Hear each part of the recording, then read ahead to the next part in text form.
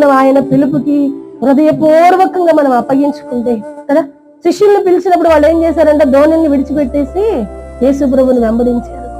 లేవి ఏం చేస్తున్నాడు? సుంకం వసూలు చేస్తున్నాడు డబ్బులు ప్రజల దగ్గర నుంచి. ఆయన ఉద్యోగంలో ఉంటూ ఉండగా యేసు ప్రభువుని పిలవగానే లేవి ఏం చేస్తున్నాడు? మత్తయి వదిలిపెట్టేసి ఆయన వెంబడించాడు. అంటే ప్రియులారా, ఎప్పుడైతే ఆయన వెళ్ళి వారిని పిలిచాడో కదా, వీళ్ళు ఏం చేస్తున్నారు? ఆయనకు అప్పగించుకున్నారు. ఉద్యోగాన్ని వదిలిపెట్టారు, వారు వృత్తిని వదిలిపెట్టుకున్నారు, చేపలు పడుతున్నటువంటి వారిని వృత్తిని వదిలిపెట్టుకున్నారు. ప్రియులారా, తర్వాత ఏంటి అని ఒక క్షణం కూడా వారు ఆలోచించలేదు. అంటే ఆయన పిలిచినప్పుడు ఆయన మాటకు లోబడ్డారు, విధేయత చూపించారు. కాబట్టి దేవుడు ఏం చేశాడు? ఆయన బిడ్డలైన వారికి, ఆయన మాటకు అప్పగించుకున్నటువంటి వారికి దయాలను వెళ్ళిగొట్టే కృప, ప్రియులారా వ్యాధులను స్వస్థపరిచే కృప, సువార్తను ప్రకటించే కృప ఆయన ఇచ్చాడు. మరి మన జీవితంలో మనకి ఇవ్వడం, మనల్ని కూడా